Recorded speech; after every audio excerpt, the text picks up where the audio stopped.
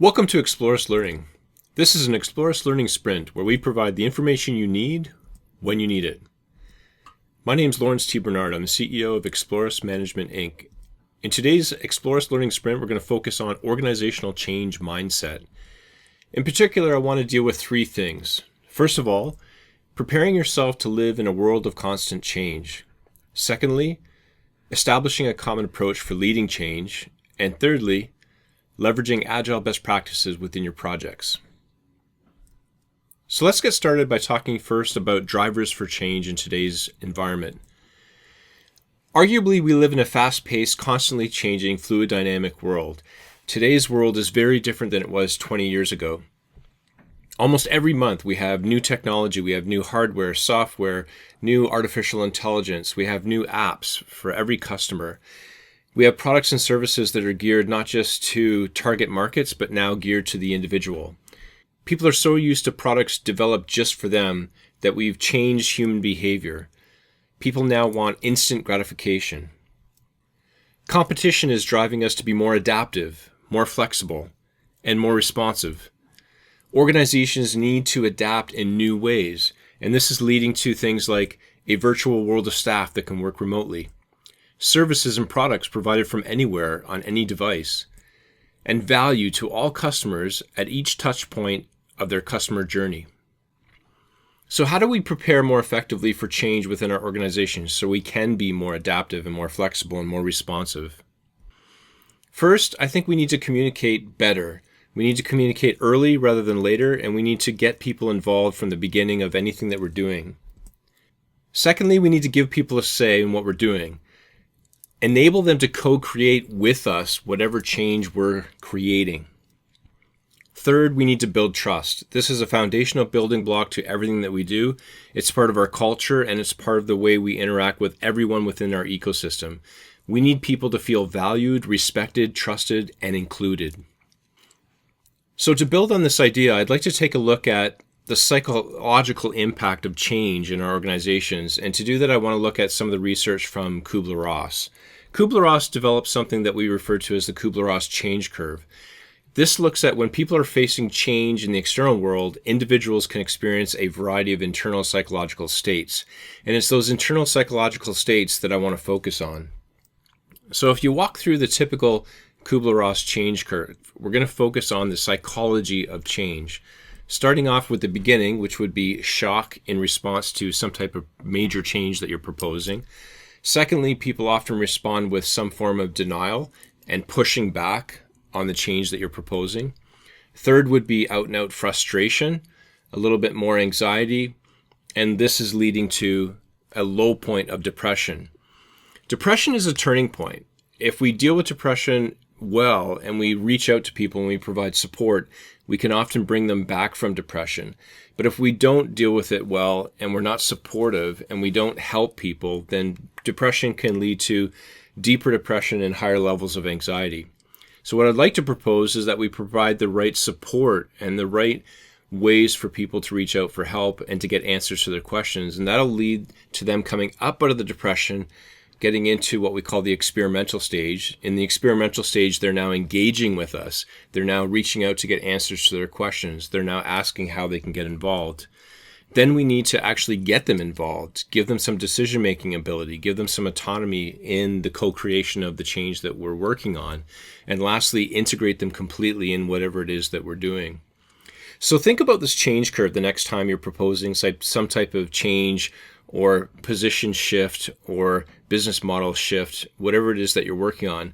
Consider the fact that people may go through some type of psychological response, and that psychological response may take time. If you look at the bottom axis there, may take time for them to accommodate and work with us.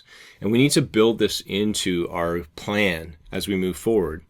So let's consider projects. Projects do not exist within a vacuum. Projects are developed and run within a fluid dynamic environment, as we've said. Projects, by definition, create the change we're talking about within the ecosystem of an organization. So if that's the case, we need to go back and think about Kubler-Ross's change curve and think about how we could bring that into the project community and into the work that we're doing. And I would suggest that project management planning would benefit from proper organizational change management. Now, how could it benefit? What can we actually do?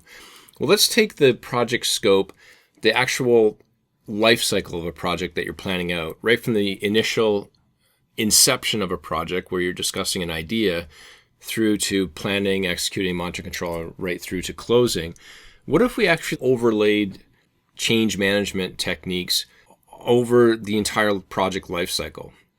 And what I suggest is that you take that project life cycle and you build in these interventions, as we would call them, or touch points, where we're reaching out to people, we're communicating with them, we're involving them, we're giving them autonomy, we're asking them what they think, we're involving them in case studies, we're involving them in the work of co-creating whatever it is we're working on in the project.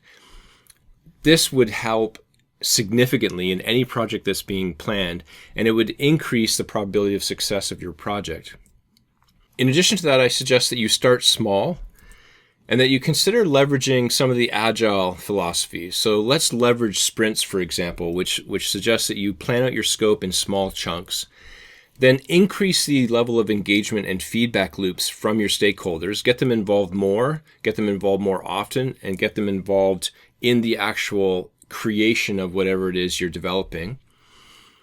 Third, apply different leadership styles that actually complement the changes that you're making in your methodology. So think about things like servant leadership, collaborative leadership, transformative leadership, humble leadership. All these leadership styles complement what we're trying to do with a change or a shift in mindset, a shift in the way that you work with people. Lastly, let's just go back and look at trust one more time. We need to gain trust and engagement in all of the stakeholders within our project community. So first of all, really know your stakeholders. Who are they? What do they care about? What are they looking for? What are their priorities? What do they want from the work that we're doing? Secondly, we need to understand how their brains are wired, what their preferred communication styles are, and how we're going to engage them and communicate with them on a day-to-day basis. Next, we need to apply Dr. Rock's SCARF approach. SCARF stands for Social Status, Certainty, Autonomy, Relatedness, and Fairness. And it's a great idea because within SCARF, we get some foundational building blocks that we can add to what we're already doing to engage people and to bring them into the work that we're doing. So Dr. Rock would suggest that first, social status would mean that we give people a role to play in what we're doing. They become part of something bigger than themselves. Secondly, certainty and control means we give them some type of authority and decision-making ability in the work that we're doing together. Third, autonomy means we give them an appropriate level of autonomy within the work that we're doing as we co-create our project together.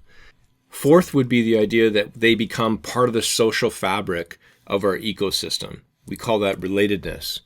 And lastly, we need to treat them with fairness. So this gets into things like fairness, equality, inclusion. What is the culture that you developed over time? And does that culture support these key ideas or key tenets of how we treat people and how we engage them and how we involve them? Lastly, don't forget the role of trust is significant. I can't emphasize that enough. It's a key foundational building block to everything that we're doing on the cultural side, and that supports all of the work that we're doing on our projects and incorporating change within our organizations to become more adaptive and more responsive and more flexible. Without trust, people will not follow, so we need to really leverage genuine trust to affect meaningful change in everything that we do. Thanks for watching another Explore Us Learning Sprint. We look forward to seeing you on future sprints.